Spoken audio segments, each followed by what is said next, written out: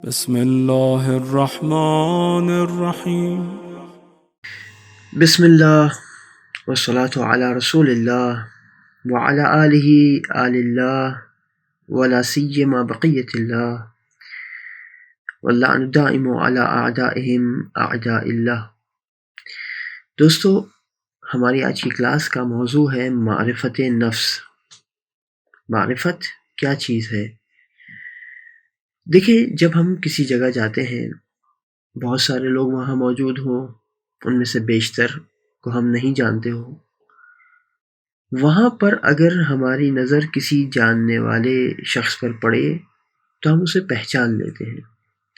یہی پہچاننا در حقیقت اس کی معرفت رکھنا ہے۔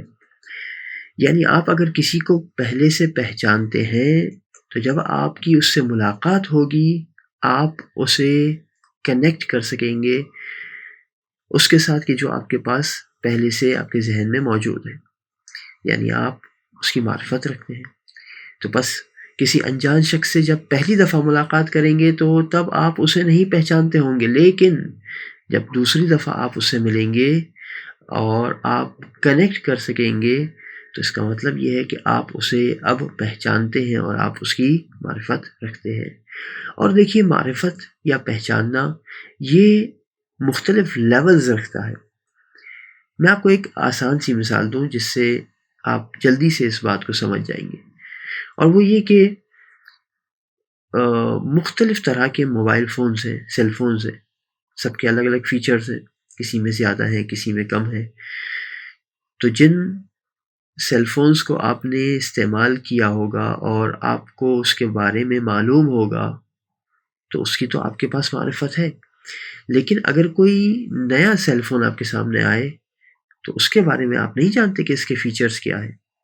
اور ظاہر ہے کہ اگر آپ کو کسی بھی چیز کو اچھے طرح سے بہترین انداز سے استعمال کرنا ہے تو اس کے لیے ضروری ہے کہ آپ اسے پہلے سے جانتے ہو کہ اس کے کیا فیچرز ہیں اور کیسے کام کرتے ہیں۔ گویا آپ کو اس کی معرفت رکھنا ضروری ہے۔ اچھا، یہیں سے میں ایک اور بات کی طرف منتقل ہو جاؤں۔ جب آپ کے سامنے یہ نیا سیل فون آئے گا تو آپ کا دل چاہے گا کہ آپ اس کے بارے میں جانیں کہ اس کے اندر کیا فیچرز ہیں، اور یہ جو آپ کے اندر ایک جذبہ ہے کہ کسی بھی نئی چیز کو آپ جان لیں، شاید کہ اس کے اندر آپ کے فائدے کی کوئی بات نکلے، یہ ایک فطری جذبہ ہے۔ انسان فطرتاً ڈسکور کرنا چاہتا ہے نئی نئی چیزوں کو جس سے وہ فائدہ حاصل کر سکے۔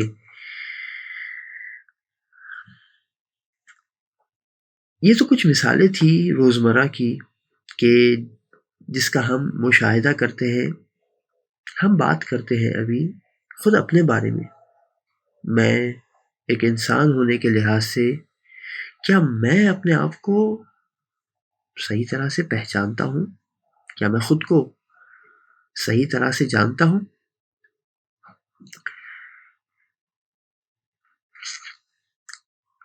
کچھ مثالیں اس کے حوالے سے ڈسکس کرتے ہیں۔ لیٹس سپوز ایگزامز قریب ہیں، اور ایگزامز قریب ہونے کے باوجود ہماری پریپریشن نہیں ہے، لیکن ہمارے دوست بلاتے ہیں کہ آؤ کرکٹ کھیلیں، فٹ بال کھیلیں، ٹھیک ہے، اور ہم جو ہے وہ یہ جاننے کے باوجود کہ امتحان قریب ہے اور اہم ہے، ہم کبھی کھیلنے چلے جاتے ہیں۔ اب یہ تو آج کل کے زمانے کے اعتبار سے اگر بات کریں تو ہم اپنا بہت سارا وقت سوشل میڈیا کے اوپر، فیس بک، یوٹیوب، واٹس ایپ، اس طرح کی چیزوں کے اوپر لگا دیتے ہیں، یا دوسری موبائل گیمز کے اوپر لگا دیتے ہیں، یہ سوچے سمجھے بغیر یا اس طرف توجہ دیے بغیر کہ یہ وقت ہمارا کتنا قیمتی ہے۔ خیر، یہ وقت ہم نے یہاں لگا دیا، امتحان ہو گئے، نتائج سامنے آئے، اور جیسے گریڈز چاہیے تھے یا ایکسپیکٹڈ تھے یا دل تھا کہ حاصل کر لیں، اور پتہ تھا کہ ہم اگر تھوڑا ایفرٹ ڈالتے تو وہ کر لیتے، رزلٹ ویسا نہیں نکلتا۔ کیوں؟ اس لیے کہ ظاہر ہے کہ محنت ہی نہیں کی۔ تیاری ہی نہیں کی، پریپریشن ہی نہیں کی، تو ایک لمحے کے لیے دل میں خیال آتا ہے کہ میں نے ایسا کیوں کیا. ایک اور مثال، کسی جگہ پہ اپنے کسی فائدے کی خاطر جھوٹ بول دیا. کس کو نہیں معلوم کہ جھوٹ بولنا بری بات ہے، لیکن جھوٹ بول دیا. بعد میں ممکن ہے کہ اندر سے ایک ملامت ہو کہ یار یہ کیا کر دیا، کیوں کیا، کیوں جھوٹ بولا. ایک اور ایگزامپل لیتے ہیں. دوستوں نے اصرار کیا کہ ہم گھومنے چلیں، لیکن والدین سے اجازت لی، انہوں نے منع کیا فار اینی ریزن. کوئی بھی چیز دیکھتے ہوئے انہوں نے کہا کہ بیٹا ابھی کھیلنے مت جاؤ یا گھومنے مت جاؤ، اور ہم ان کی نافرمانی کرتے ہوئے گھومنے چلے گئے. وہ ناراض ہو گئے، اور ہمیں جب اس بات کا احساس ہوا تو پشیمانی ہوئی، افسوس ہوا، شرمندگی بھی ہوئی کہ آخر کیوں ان کی بات کا پاس نہیں رکھا اور کیوں انہیں ناراض کر دیا. مجھے اپنی معرفت حاصل کرنے کی ضرورت ہے، لہٰذا جب اگر میں خود کو سمجھتا ہوں گا تو میں شاید زیادہ اچھے سے پرفارم کر سکوں. اور یوں خود کو پہچاننا اور اپنی معرفت حاصل کرنا، کہ جسے ہم معرفت نفس کہہ سکتے ہیں، یہ بہت ضروری ہو جاتا ہے. اور شاید کہ اسی وجہ سے ایک روایت پیغمبر اکرم صلی اللہ علیہ وآلہ وسلم سے مروی ہے، ارشاد ہوا من عرف نفسہ فقد عرف ربہ، کہ جس نے خود کو پہچان لیا گویا اس نے اپنے رب کو پہچان لیا. یعنی کیا راستہ ہے خدا کو پہچاننے کا کہ اگر خود کو پہچانو، اپنے آپ کو سمجھ سکو، تو یہ خود تمہیں خدا کی اور اپنے رب کی معرفت تک لے جائے گا. تو اب دیکھیں، اس کو اسٹڈی کریں کہ ہم کیا ہیں، ہماری کیا صفات ہیں، ہماری کیا خصوصیات ہیں، ہماری کیا کوالٹیز ہیں. تو یہ بات تو واضح ہے کہ ہم ایز اے انسان صرف اس باڈی، اس جسم کا نام نہیں ہے. اس مادی وجود کو انسان نہیں کہتے. ہم صرف جسم نہیں ہیں، بلکہ جسم تو ہمارے اس پورے وجود کا ایک حصہ ہے، اور اس کے علاوہ بھی ہم کچھ ہیں. اور یہ جو نان ٹینجیبل، غیر مادی حصہ ہمارے وجود کا ہے، اسے دین میں روح کہا جاتا ہے. اور یہ روح جب تک جسم سے جڑی ہوئی ہے تب تک ہم زندہ ہیں، اور جب اس روح اور جسم کے درمیان فاصلہ آ جاتا ہے اور اس سے جدا ہو جاتی ہے اور اس سے باہر نکال دی جاتی ہے، اس رشتے کو ختم کر دیا جاتا ہے، تو ہم مر جاتے ہیں، ہمارا انتقال ہو جاتا ہے. اچھا، یہاں پہ ایک بات کی جانب تنبیہ کرتا چلوں کہ ہم دین کے تصور میں ہمارے پاس عدم اور فنا کا تصور نہیں ہے، بلکہ دین موت کو اس طرح سے فنا نہیں مانتا کہ ایک چیز تھی اور پھر ختم ہو گئی. نہیں، بلکہ ہم باقی رہتے ہیں. ہمارا جسم گل سڑ کے ختم ہو جاتا ہے، جسے دوبارہ پلٹایا جائے گا کہ جب روز حساب ہوگا، جب قیامت کا روز ہوگا. خدا سے دعا کرتے ہیں کہ اس قیامت کے روز ہمیں شرمندگی سے بچانا، اس روز ہمیں سرخرو بنانا، اور ہم اپنے مولا کے نقش قدم پہ چلتے ہوئے کاش کہ یہ کہہ سکیں کہ تو ہم بھی کامیاب ہو گئے ہماری اس زندگی کے اندر. تو یہ کہ انسان کے اندر جسم اور روح دونوں سے مل کر انسان بنتا ہے. اچھا، یہ جو روح ہے اور یہ جو حیات ہے، یہ صرف انسان کے اندر تو نہیں بلکہ جانور کے اندر بھی ہے، اسی لیے وہ بھی ذی روح کہلاتا ہے، روح والا کہلاتا ہے۔ اچھا، اس کے علاوہ اور کیا چیز ایسی ہے کہ جو ہم انسان اور ان حیوان دونوں کے اندر کامن ہے؟ ایک اور کامن چیز یہ ہے کہ ہم دونوں ہی کو کچھ چیزوں کی ضرورت اور حاجت ہے۔ ہم اپنے اندر کچھ حاجات رکھتے ہیں جو ہمیں زندہ رہنے اور پرسکون رکھنے میں مددگار ثابت ہوتے ہیں، جو ہمیں زندہ رکھتے ہیں، ہمیں باقی رکھتے ہیں اور ہمیں پرسکون رکھتے ہیں، جیسا کہ کھانا پینا، سونا، شادی کرنا وغیرہ، اور انہیں غریزہ کہا جاتا ہے۔ اور یہ غریزہ انسان حیوان دونوں میں پایا جاتا ہے، اور یہ در حقیقت ہماری بقا کا، ہمارے باقی رہنے کا باعث ہوتے ہیں۔ اچھا، تو یہ جس چیز میں ہماری بقا رکھی ہوئی ہے اس کی طرف ہماری رغبت ہے، کھانے پینے کی طرف ہماری رغبت ہے، سونے کی طرف ہماری رغبت ہے، اور ہم کسی کو کہنے کی ضرورت نہیں پڑتی کہ اب آؤ اور کھا لو یا پی لو یا سو لو، بلکہ ہم خود بڑھتے ہیں اس کی جانب۔ گویا جو ہماری بقا کا سبب ہے اس کی طرف بڑھنا ہمارے اپنے اندر فیڈ کیا ہوا ہے، بلٹن ہمارے اندر یہ بات موجود ہے کہ ہمیں اس کی جانب جانا ہے، اور اسی کو ہم فطری ہدایت کہہ سکتے ہیں۔ خدا نے ہمارے اندر ہمیں وہ راستہ دکھا دیا ہے، اس طرف ہدایت کر دی ہے کہ جس کے اندر ہمارا فائدہ ہے اور ہماری بقا ہے۔ اور یہ جو حاجت ہوتی ہے یہ انسان کے اندر خواہش پیدا کرتی ہے، جسے عربی زبان میں شہوت کہتے ہیں۔ یہ خواہش پیدا کرتی ہے جو ہمیں کمپیل کرتی ہے، جو ہمیں اس طرف بڑھاتی ہے کہ ہم اس کو، اپنی اس حاجت کو پورا کریں۔ اچھا، حیوان کے اندر بھی یہ چیز موجود ہے، لیکن انسان اس اعتبار سے تھوڑا مختلف ہے کہ انسان کی جو خواہش ہے وہ اس کی حاجت اور ضرورت کی حد تک محدود نہیں رہتی، بلکہ یہ حل من مزید، اور چاہیے، یہ والی سٹیٹ پاسبل ہے کہ انسان کے اندر کسی بھی چیز کے اعتبار سے پیدا ہو جائے۔ اور انسان کا اس لحاظ سے امتحان یہ ہے کہ وہ اپنی خواہش کو ایک خاص دائرے کے اندر محدود رکھے،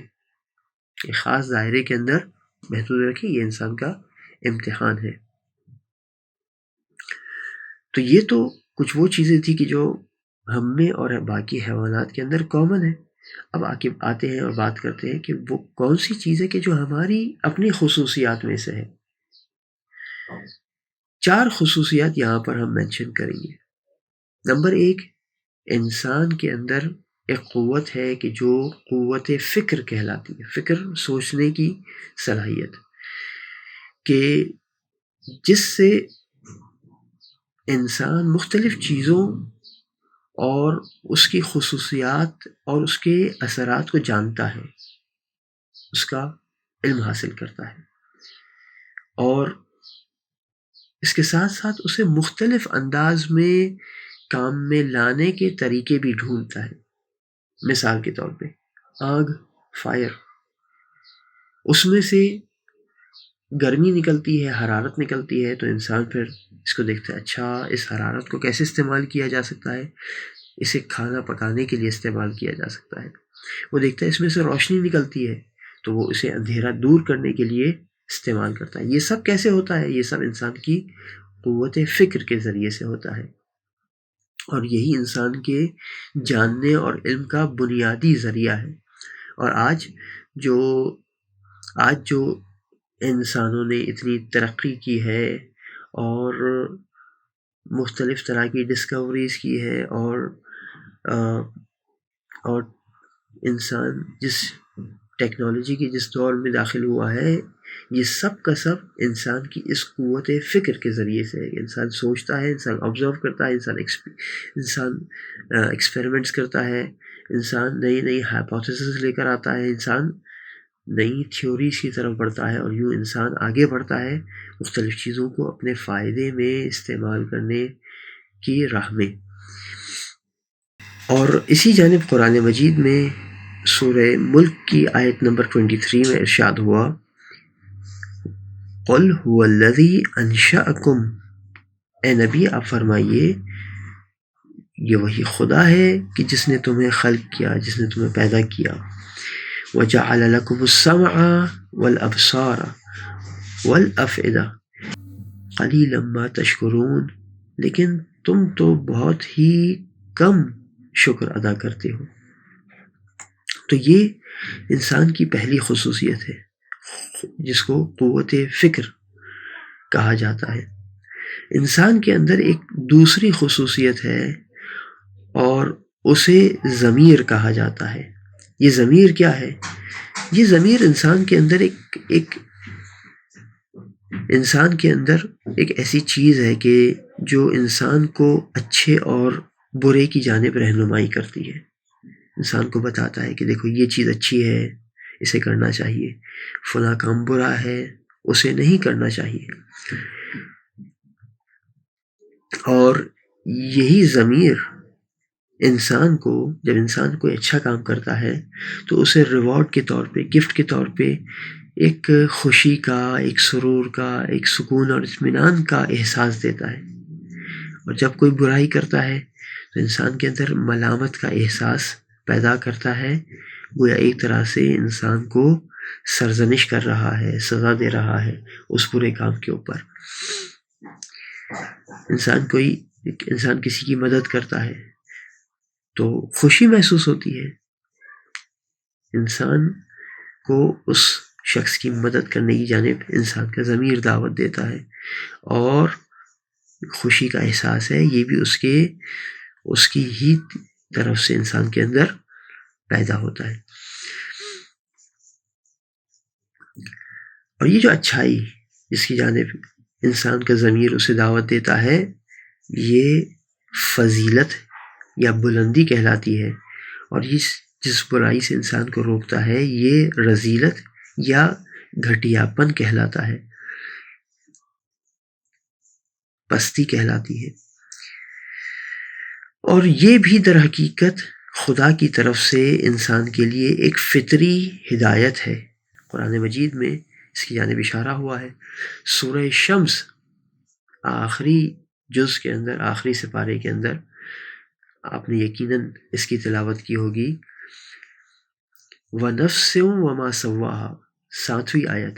وَنَفْسٍ وَمَا سَوَّاهَا، مختلف چیزوں کی قسمیں کھانے کے بعد آخری قسم کھائی وَنَفْسٍ وَمَا سَوَّاهَا، اور نفس کی قسم اور جس نے اسے پیدا کیا، جس نے اسے بنایا، جس نے اسے درست کیا. اس کے بعد اگلی آیت میں فَأَلْهَمَهَا فُجُورَهَا وَتَقْوَاهَا، کہ اس نے اس نفس کو الہام کر دیا، اس کے اندر ڈال دیا. کیا چیز ڈال دیا؟ فجورہا و تقواہا، بتا دیا کہ یہ تمہارے لیے بری چیز ہے، یہ بدی ہے، اور یہ تمہارے لیے اچھی چیز ہے، یہ تقوی کا راستہ ہے. اور یہاں انسان کا امتحان ہے کہ انسان اچھائیوں کے ذریعے سے خود کو پروان چڑھاتا ہے، اور یہی انسان کی پاکیزگی کا ذریعہ بنتا ہے. اگر انسان اچھائیوں کے ذریعے سے خود کو پروان چڑھائے تو یہ انسان کے اندر پاکیزگی لے کر آتا ہے، اور اسی کو تزکیہ نفس کہا جاتا ہے. آپ نے سنا ہوگا تزکیہ نفس، یہی تزکیہ نفس ہے کہ انسان اپنے آپ کو اچھائیوں سے آراستہ کرے.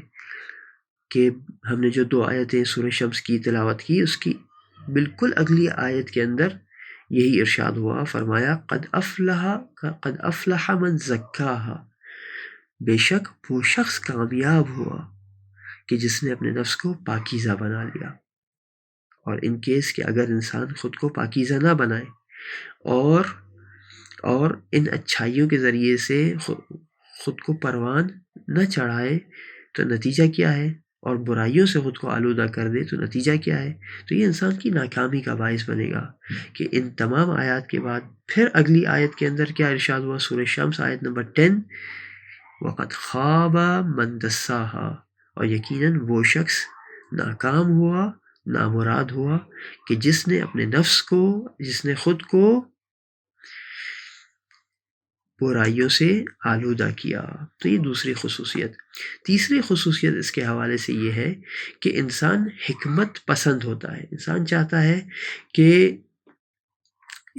چاہتا ہے کہ فائدہ حاصل کرے، نقصان سے اپنے آپ کو دور رکھے، جن چیزوں میں فائدہ محسوس کرتا ہے اسے حاصل کرنا چاہتا ہے، اور ظاہر ہے کہ ہر چیز کی قیمت ہوتی ہے، چاہتا ہے کہ زیادہ سے زیادہ فائدہ کم سے کم قیمت ادا کر کے حاصل کیا جائے، فضول چیزوں سے، بے مقصد چیزوں سے انیشیلی اپنے آپ کو دور رکھنا چاہتا ہے۔ ہاں کبھی کبھار یہ ضرور ہوتا ہے کہ فضول چیزوں کے اندر اپنا فائدہ سمجھ کے اس کے اندر مصروف ہو جاتا ہے۔ تو انسان ان تمام چیزوں کے لیے باقاعدہ حساب کتاب کر رہا ہوتا ہے، اس کے دماغ میں ساری باتیں چل رہی ہوتی ہے کہ میں کیا کروں گا تو مجھے کیا حاصل ہوگا، اور کس طریقے سے میں زیادہ سے زیادہ نفع اور فائدہ حاصل کروں۔ یہ انسان کے اندر، یہ بھی انسان کی خصوصیات میں سے ایک خصوصیت ہے، اور یہی چیز انسان کو ہمیشہ بہتر سے بہترین کی طرف لے جانے کی کوشش کرتی ہے۔ انسان ہمیشہ اچھے سے اور اچھا ہونا چاہتا ہے، اس سے اور اچھا ہونا چاہتا ہے، کہ جس میں فائدہ زیادہ سے زیادہ ہو اور نقصان یا اس کی قیمت کم سے کم چکانی پڑے۔ یہ صرف اپنی زندگی کے اعتبار سے نہیں ہوتا، بلکہ آس پاس بھی اس کا مشاہدہ کرتا ہے، آبزرویشنز کرتا ہے، کہ دیکھتا ہے کہ کس نے کیا کیا تھا، اس کو کیا ملا، اس کو فائدہ ہوا یا اس کو نقصان ہوا۔ یہ آبزرویشن بھی انسان کے اندر موجود ہے اور انسان کر رہا ہوتا ہے، اور اسی لیے کہا جاتا ہے کہ دوسروں کے تجربوں سے فائدہ اٹھانا چاہیے، اور اس وجہ سے بھی یہ کہا جاتا ہے کہ بزرگوں کی باتوں کو سننا چاہیے اور اہمیت دینی چاہیے، اس لیے کہ وہ ایک تجربے سے ایک عمر گزاری ہے، انہوں نے، ان کے پاس ایک تجربہ ہے کہ جو ہمارے پاس نہیں ہے، لہٰذا ان کے تجربے سے فائدہ اٹھانا چاہیے، اور اس کو اس طرح سے سیکھنے کے اس پروسیس کو عبرت حاصل کرنا کہتے ہیں، کسی بھی چیز سے سبق حاصل کرنا کہتے ہیں۔ دین میں کئی جگہوں پر اس کی اہمیت کی جانب اشارہ کیا گیا ہے اور اس کی جانب دعوت دی گئی ہے۔ سورہ حج آیت نمبر 46، افلم یسیروا فی الارض فتکون لهم قلوب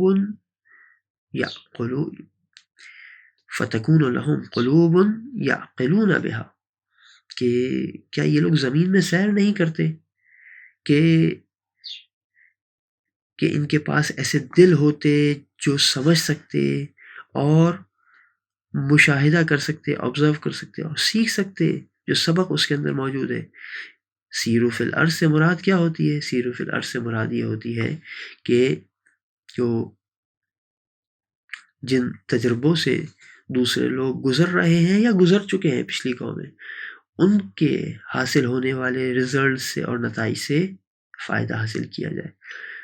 لیکن مشکل کیا ہے؟ مشکل یہ کہ ان کے پاس وہ دل ہی نہیں ہے، یہ لوگ دنیا کے اندر مشغول ہیں اور اصلاً ان چیزوں سے غافل ہے۔ تو خدا نے کہا فَإِنَّهَا لَا تَعْمَى الْأَبْصَارُ، مشکل یہ ہے کہ آنکھیں اندھی نہیں ہوتی، یہ دل ہے ان کے جو اندھے ہوئے پڑے ہیں۔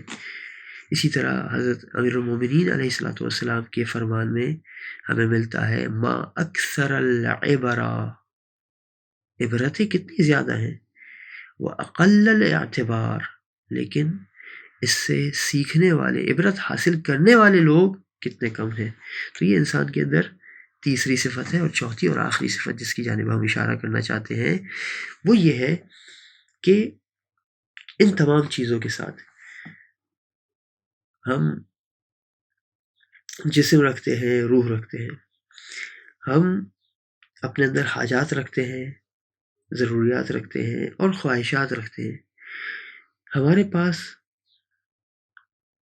فکر کی قوت ہے، ہمارے پاس ضمیر موجود ہے، ہمارے پاس حکمت پسندی موجود ہے. ٹھیک ہے. اچھا، ان تینوں چیزوں کو، فکر، ضمیر، حکمت، ان تینوں چیزوں کو الگ الگ طور پہ بھی عقل کہا جاتا ہے، اور کبھی کبھار ان تینوں کو ملا کے بھی عقل تعبیر کیا جاتا ہے.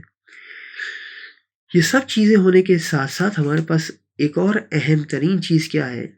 ہمارے پاس اختیار ہے. اختیار کیا ہے؟